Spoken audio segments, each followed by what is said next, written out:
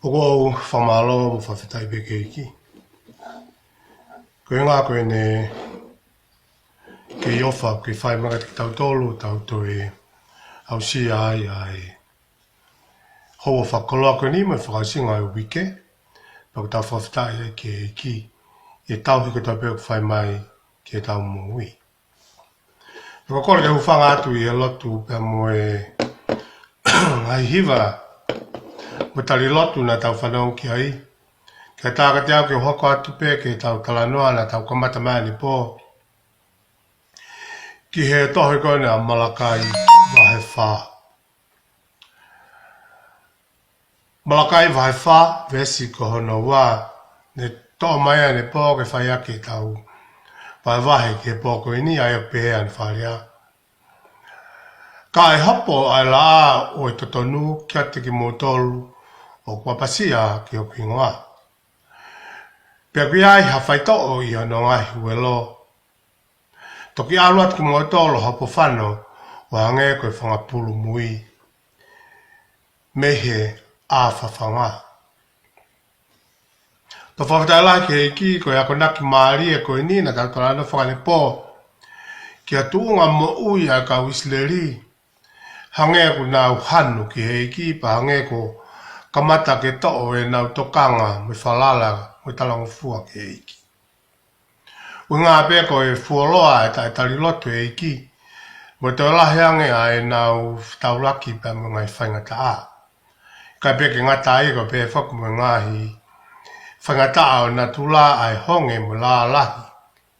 Hiri a hana whakata e o tua ke na ua mai o langa e tempari. Ke na whakata mai ke na tolu ke na ua mai o te whai hono langa o tempari. Pea he makatunga ko ia he na whatakungai hanghange ko nau whoki mai ke whai ngau e ai o tuaka kukei lahiange ai whaingata i hono whiatungia i ki nau tolu he whiri kai pē whoki. Pea me ngahi tono unou kai pē whoki ke ngai whaingata whakasino pa moe atakai na nau nufu ai. Wa ka tunga kuna komata ke na fehu ia ai o tua. Ka kumare au pito. A hanga he e palofita o mai a re soni o ia kuini. Pakona moni o pehebe ta umo ui. Penea o pe kotoa ai ngari au fia o tu ke kahau. Ka koe moni peni. Hei kai more ai palomesia e o tua ki ono kakai, ki isleri. Kai pēhe whoki ki ono siasi. Kai pēhe whoki ene palomesiko ia. O tuku mai e wholofola, pe ko pau ki ne whakakakato. Ia koe ni uta hoko atu i he vesi koe ni mawinga o kalamai. Ka ia e aha o e hopo ai la o e totonu kia te ki mutoro. Whatonga e he ni ki e kakai peo apasia ki o kingoa. Pea ki ai ha whaito o i ono ngai huelo, pa toki alu atu ki motolu o hopo whano, o hange koe whangapulu mui, me he a whawhanga. Ko e tukunga moui e a e kau karistiane. Pene au e tua e tari lotu a e ki. Ka kuma uivi ai karistiane i hene whaatatari ki o tua. Pe hene whaatatari ki o tua ulavre vai ke tupure kina ke matua tua hene moui.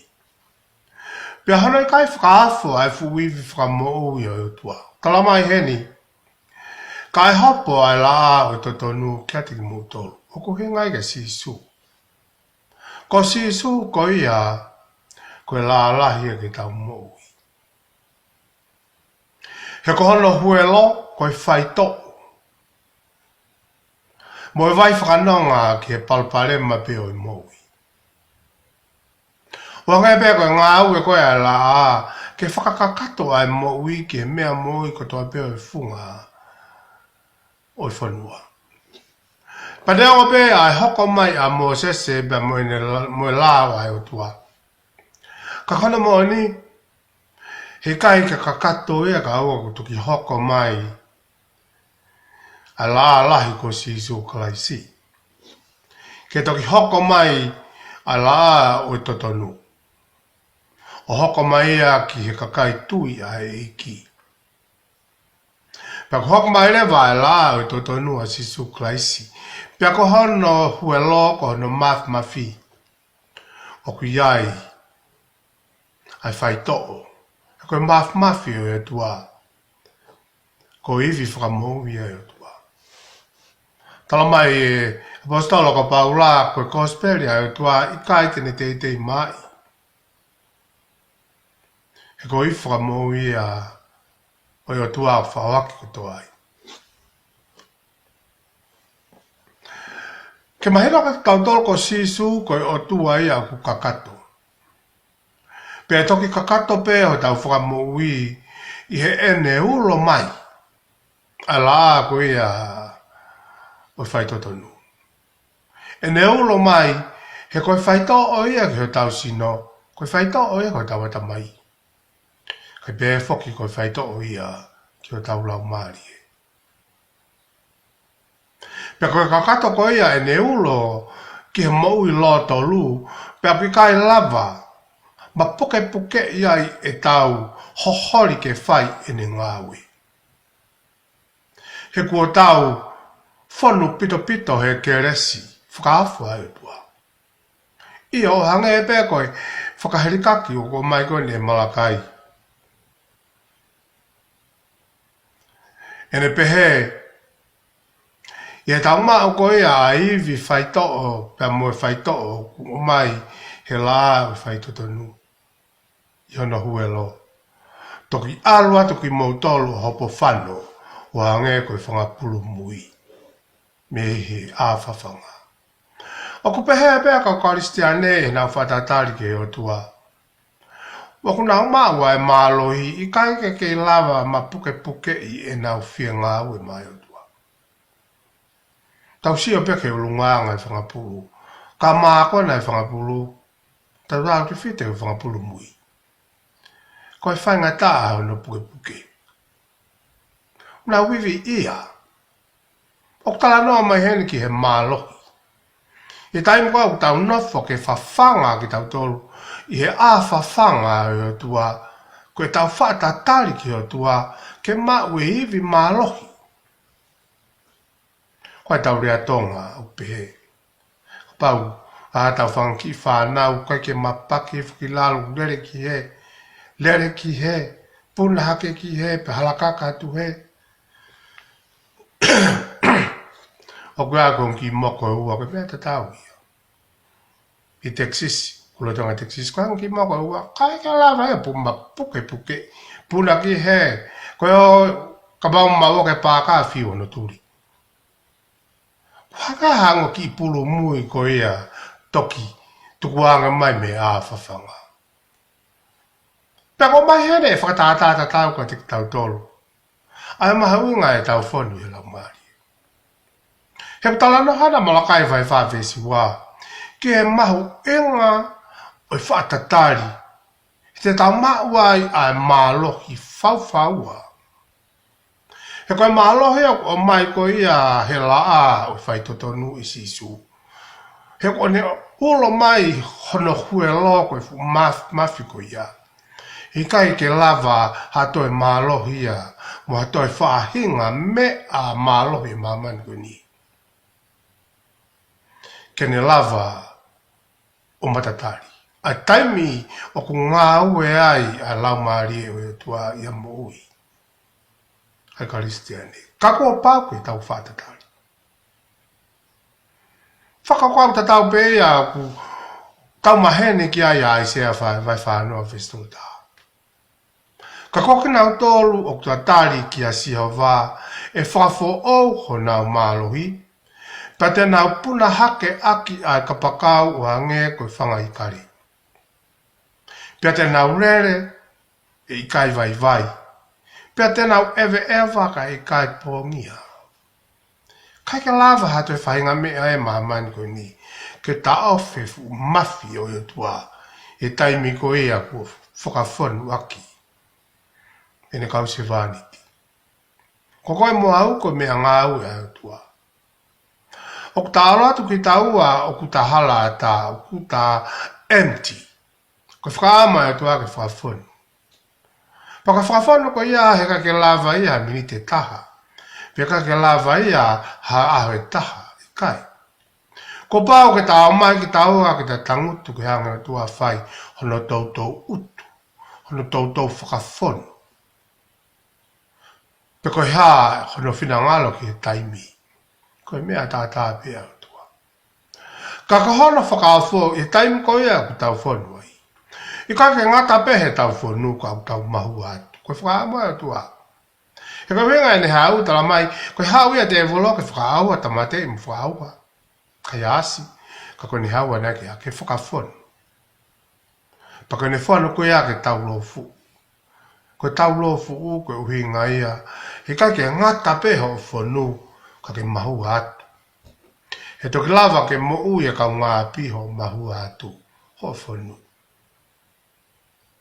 Koe mea ea koe ke lava ke mo ui a e si koe ne ui ngā o kwa ke whanu e kau taki lotu ia. Fōwhea maa pita kau taki lotu ia ke nau whonu. O i kai ke ngata peko ki i whonu. Ka ke whonu pito koe ne pito pia mahu atu. Fiu whenga ke tata awhi fu maalohi koe ia. Koe whakaamu ia koe tala noa e a koe ni. Koe mea au koe ki naki tau tolu he ni. O mai he vesi o e pō koe ni ke oana whaiwhange tau whakawawei. A tai mea tua. I lo i hui. Pa i loi ai whina ngalo e tua whakatatari ke taimi ai o tua. Whafta e lahi ki eiki. Koe e toko taha koe ni ko se ne waise re tala no maari. Moui o se ne waise re ngai tau ki mua malanga pe ia koe no moni ne ka ki ia ia wafi fe ia. Foi tau hongo fulu pe a osi koe e moui o se ne waise re. Ao ngā ngea i he ene ngahi ngāu e ki mua. Koe ngā ngea, koe ne toki matua tu a pia whonu. Koe whakailonga e whonu, he te ke mate koe ka e kei ave pe ai whu iongongo e ko ia. Koe ka winga ko hongongo, ka winga o ku ke hoko ke langi i ai koe no winga pe. Koe whakawhonu mo ina fo ia he o tuaho lau maari. Koe maha wenga e tau hiki eiki. Ke tau whaatatari. Whaafakaangongo ki heo tua. Pa ke lava ke na fo ia heo tua e tau mo ui. Pe he taimi ko ia ko lava ke tau mālohi matotu a mo whonu he iki. He taimi ku tō mai ai matangi. Tolu ngā i kare. Kai te tei puna i kare he taimi ko ia o ku kai ki aha matangi. Tangu te pe i kare tiu. Tau se tau tolu e toki hoha a holo sikivi uia, puna takai holo mo whakapato, puna takai holo mo hāfua, longo haa takai holo pe, ko ke ia ha me a ia ke pehe, whakawhi a tungi ai ki nau tolu. Ko ia hape koe tō mai koe matangi. Ko toki a heo ia tā ka pakau ai ka reke puna. Ko anau hi ngā, e tatau ai pe matangi ko bau ke tui he i ka re ia. A matangi ko ia kai alu i me langlau. Koe whia mau i hai o tuaka ti tau tō. Ke tau no fo mau, i e ne keresi, whaatatari ka te ia. Toko e mo ui hanu. Pe toko e mo ui tai amanaki. He koe nau hinga, koe ki hataha e mo ui tuputupua, he mamani koe ni. Ai be e tau whia mo ai, tau tatakai olo mo tau manatu. Ia e aho, te tau tariu i ai ke eiki. Hange e tau mo ui ko haki lofa tukuange ke whaiwhai te ria e ata. Ako taimi koe e pēa koe he tō taha koe ia. O kune auna ki lofa ke takai ki lalo, he ikai pē pa he ikai pē te whai haroto. O tau pē. O kutuku maki tatolo hea tua ke tau ua mai o whaiwhai te ria he mamani koe ni. O mai pe mo e tau totonu ki e tau whiri. Ka kona mo ni, o kune puke pe e tau mo ui. Ko ia ha pere ne takai ai ki whafok ki tau tōru. Ika ke toi ai ha whainga maari. Ko whainga maari e pēna o taha ki tau whatatari. Whakaongongo ki o tua. Whawhatalai ke iki ke vesi mahauinga koni o ko mai koe malakai wai whawesi wa. Pe koe lewa, na unu atu lewa malakai o whamahino kia te ki nau tolu. Po ki tau tolu he a koe ni a e whihalaki o i tau whakakaukau ko ia. Koe hanu ki he iki mo whi uia. A whonga tauki ai tua. Kai pehe ki whonga mo taimi ai tua. Whaiteri hape o tua ai kene taimi. Pe whakahoko mai hono whina ngalo i he ahoni pe tuk whakahoko mai o se tāpu wanoa. Koe mea tā tāpi ai tua. Ko ho business e mo business e ke te whakangongo mo whatatari ki o tua. Pe ka pau ko ho tau ina si a e whaingata o whakatape o tua ke hoko mai whaingata te tau tō. Hei tamta tau pe he kaite ne o mai ha whahinga whaingata ke tau whitauraki moia o lahi ange he mea koe au tau malava ke tau matuaki. Koe ne palo mesia. Ko pau e peke ne tuku mai pia moe whaunga. Ke lava ai ke tau tari. Mo lava ke tau matuaki a whaingata aku tope. Pea ku henga au pito pe ia. A mea na e hoko ko ia ke kau Isleri. A tua ia tari lotu ai o tua. Mo whakaata he o tua angai whanua muri ke nau purei a Isleri pe ke nau taki pōpula i a Isleri. Ne whakaata pe he o tua. Koe anu hinga. Ke whaiwhange ko ta whoki a Isleri me nau talangata a. Mo na whaianga hala. Te mo na whakamala ia. O ta whoki ki e iki. Ko mea ai o whahe iki ke tau mui mamani kuini. O kune kini si ki tau tōru. Pe tau mlahe kune whahoko manga i palparema. O tau whau atu ai. Ko ne uhinga ape ke tau whatuka ngā i fulahi e tau alu, fulahi e tau he. Ke whaiwheange e tau takataka e whai e o tau loto. Pe au ka taimi ku tau sio hifo ke whaingata a.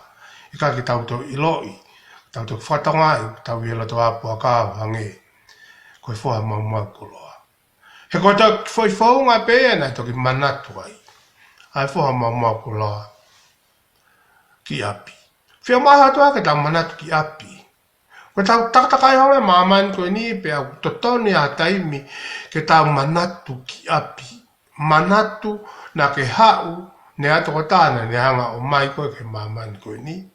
Pea ku ke hawa o he whano whai te reha he mamani koe ni. Ka ke manatu. E toi whakawhoki koe ki api. Pakataha mea ku a ko i ki tau tolu here sauni koe ni. O he ngā au pito pē e nau whauata ki nau tolu ngai palo pa rema mo whaingata. O he ngā pē koe nau talangata. O he ngā pē koe nau whaiangala. Ko hinga pe e tau palo pare mā ko hinga ko tau mau i lau. Mo tau talangata. Ko hinga pe ho alu ngā o e piriso ne mo alu. Mo reo tau atai nā. Ko hinga pe ho heka ke tau i lau. Papau talamai lewa he lau e whanua ko e ni ke oa te ke whakauri ko nā. Oa te ke whakauri ko nā. Tai mlai tau ke whakauri ko nā pe tau tu. Kai ope kua mau, kua tau toki tangi, kua tau toki kore takai olu ki he peila ki tau toki tua. Ka hele koe ako si mahino pe lao ia oua te ke whauri ko nā. Tako palparea ma pea au ho hoko ka ke alua nova plisone. Mea ta tau pea ki Isleri. Hanga he o tua enelei ta hafu ka hafu ki nau tomi ispite. Lava ke tohi a e mosi.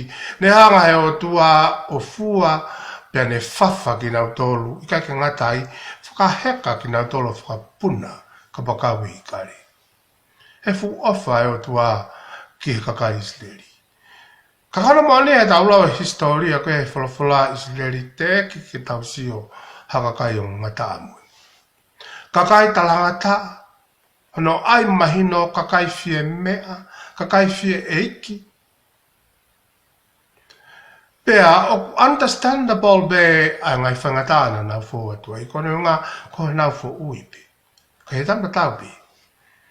O kei tatari pe au tua te taimi. Ke nau manatu mo whoki ki api.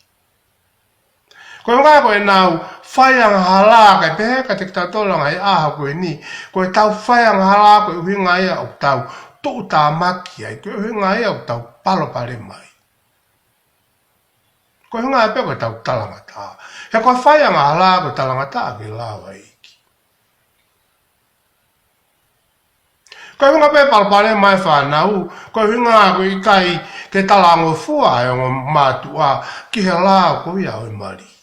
Koe hunga palpare mai whanau. Patai mula he tau wanga play me whanau. Kako ka mata pe ia he ongo mātua. Ko kina ua o whakatau te whito me ai. Ai mo ui ko ia. Pea mo isi pinga mo ui a whanau ke mui ki ai. Koe huinga ia koe e nau palpare ma. Koe huinga ia koe e nau na whapopula i Papiloni. Huinga ia peo e nau talangata. Huinga ia peo e nau whaianga hala. Koe whakango fua mo whakatawataena e mea ki nau tolu. Ke nau mai o langa ai tempare. Ke tamta tau pe, ke tauhi pe, ke o tua whahiteni. Nā koe o mai pek na tolu whangau e ki ke ofa pek na tolu ke ngahi o tua kau vai. Ngahi o tua koe a o amuri. Kai pe heke ngahi o tua koe ispite, ke ofa pek na tolu ki ai. Hange o ke tau rea soni, na tau ngau e koe ia hiwi ke lotu. Ako pe he pe tau mui. Tau mlahi, o tau hanu ke e ki. Kako tau tolu pēa na tau hanga o ka mata e mea kutoa pē. Kako tau tolu pēa na tau o whai e fui pānga kuia. Ka whawhetai ke e ki koe ngā ko sisu. O lava ai ke whawhoma ke tau tolu. Ai whai to tonu. O ngai pēka tau reisa ne a koe ni. Koe la a ia o anga tonu. Pea huela mai, hulu mai, hono langi mono maf mafi. O lava ai, ke tau maua i ai moui. Tau whawhita i lahi ai. Ke eiki ko sisu kalaisi. Pea ko henga pena tau te aiguna tolu koe nau whaiang hala. Oku lava heni a Malakai, i kai ke ngata pehe kakai, taki mu a peka o tau laiki. Malakai whai blok vese no, pea kua whai kākai, mo tae ngari, homo ngai whatongia i he tempare. Whakauria ia, ko ki nau tolu ene ka taki lotu. Ko ki nau tolu ene tonu ke nau, whai e taki mo e tāsipi ngau tala mai hen, taki mua pe ki nau tolu ia, he rere kulokula haolo i whari lotu.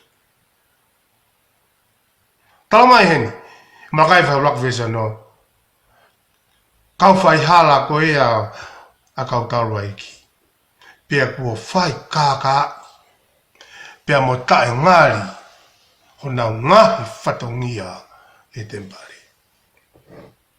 Pea koe ka mea ea o pehe tau sola ki ai, ngai siase tau kau ki ai. Lahi a wita palpare mai a koe a pea koe ki tau tuku hifi tau tolu. Tau kau whau whikau, o kau taki lotu. Ka koe wholofola eni na e hoko ia e taimi ko ia o Isleri. Taki mua peka o taurai ki ia he whai kākai. Mo i kai ke whai totonu. Hona ngahi ngō wau e ngā ui me whatongia i e tempare. I kai ka ngā tau tau mai Malakai whahua whesi whaa.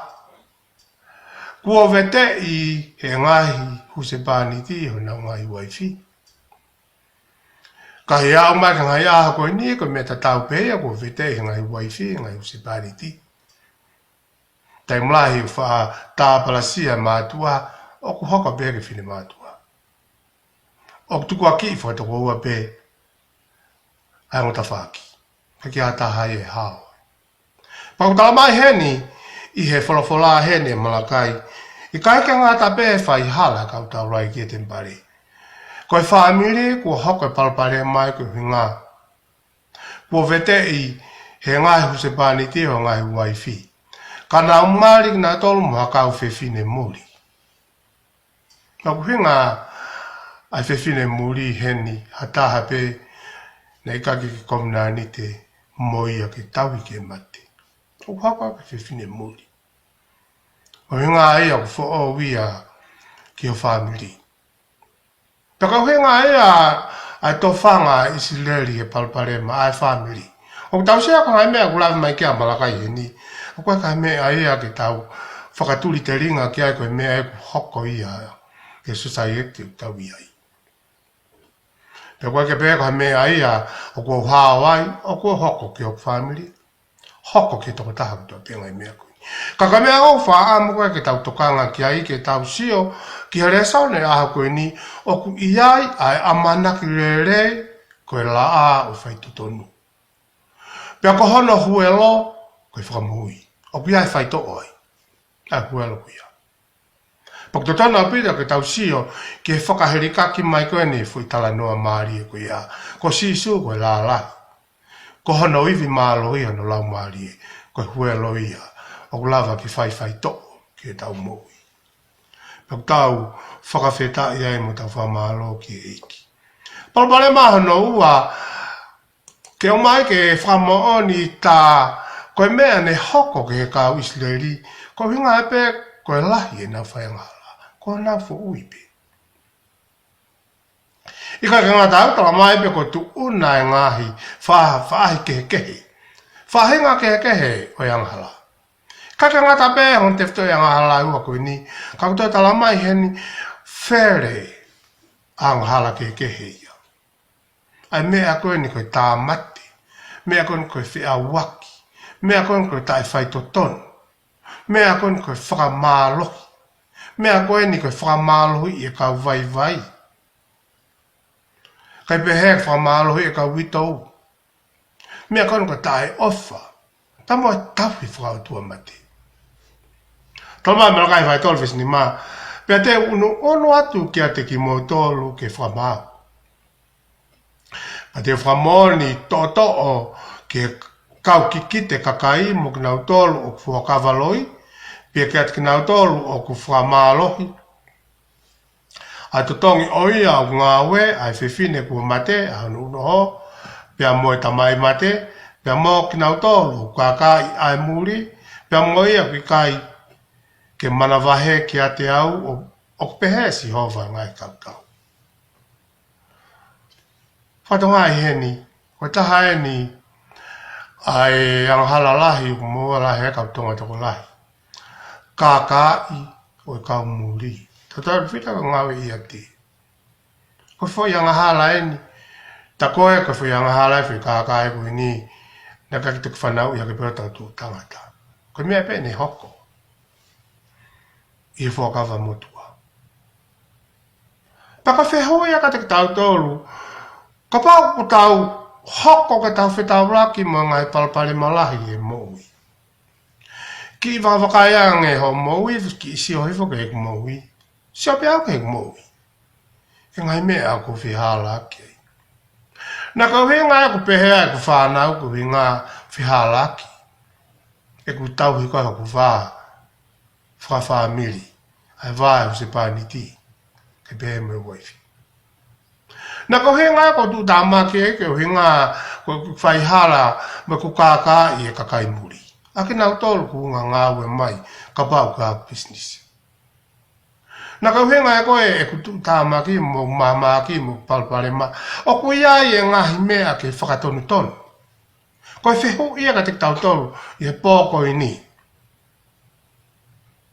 E whewhe ha tau amanaki ki harerei ai family. Pea mo si asi. Kai pēa ka whawhoi tui ka pau koe tu o ngā eni o e tau moui o hange koe moui e kau isleri. Pakto tonu ke tau whanongo le rei ki hakunaku o mai koe ni. Pea mo e oke koe ni mo e waloki koe nuko o mai e malakai. He koe uki o mai, o ia e pe whainga maari e ia, ke whakataha e whamiri.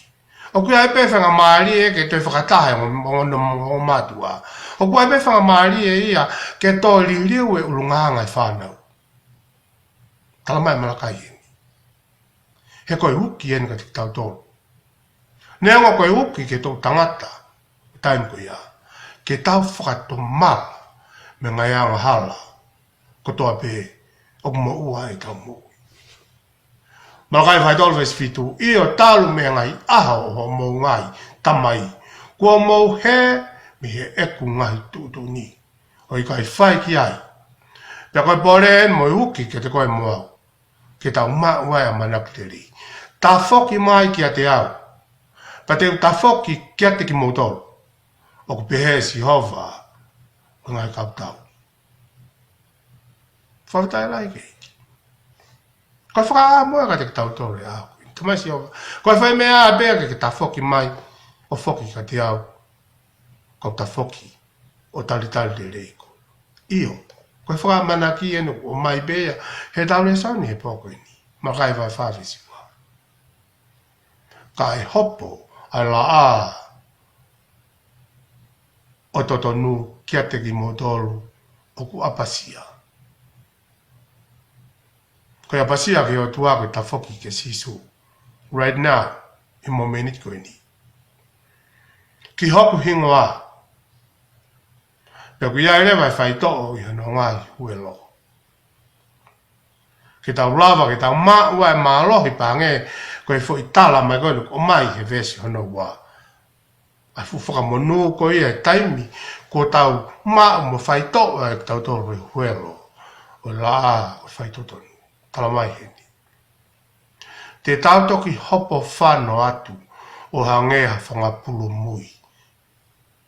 Ta me a whawhanga. O koe a manak le rei ke whamiri. O koe a manak le rei ke moui ko tope. O koe a manak le rei ke no whamari. Koe a manak le rei ke kahau. Ka koe no tala mai heni. Ke tau ta whoki.